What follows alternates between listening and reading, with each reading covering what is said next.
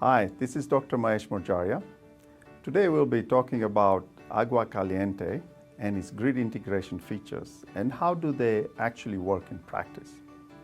Let me first of all start by describing Agua Caliente plant and its location with respect to other generating assets. Agua Caliente plant is 290 megawatt PV plant located on this 500 kilovolt transmission line that goes from Arizona all the way to California. Other generations on that plant include a nuclear generating station that produces about 10 times more power than Agua Caliente. So in general, this 500 kilovolt line is a very stiff line, which essentially means that there is a lot of generation on that line. And during operations, during normal operations, Agua Caliente is expected to basically stay neutral to the grid. It doesn't necessarily it supports the grid, but it doesn't provide any additional services to the grid as such. What you are looking at is on a typical operating day, the power output of the plant goes up during the daytime, and then at the middle of the day, it is capped to 290 megawatt. This is by design, the control system does that. And that in the evening, the plant output drops to nearly zero, or actually zero at nighttime. And during that time, the voltage on the line, which is the 500 kilovolt line, stays pretty much constant. And this is because it has a lot of other generating assets which are maintaining that voltage. Agua Caliente plant is required to stay at a unity power factor at the point of interconnection. That in essence means that it behaves pretty much like a neutral entity onto the grid. It does not absorb any reactive power, nor does it provide any reactive power or take advantage of any of the services. And that is fine because there are other generating assets which are actually doing most of the work.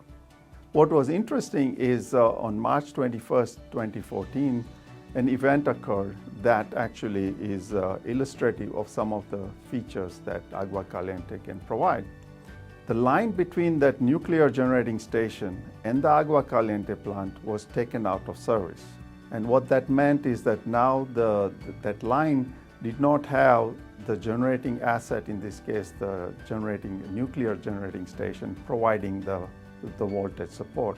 These are the transmission grid authorities realized that with that particular event, the voltage on that line started fluctuating as illustrated on this next diagram. That's the black line, and you can see that there is fluctuating around a much larger number than it was in the previous case. So once they start observing that behavior, they in essence called up the Agua Caliente plant and essentially requested that line be supported under voltage control. And as this illustration shows, that once the Agua Caliente plant and the operator set it to control the voltage, the line achieved as stable conditions.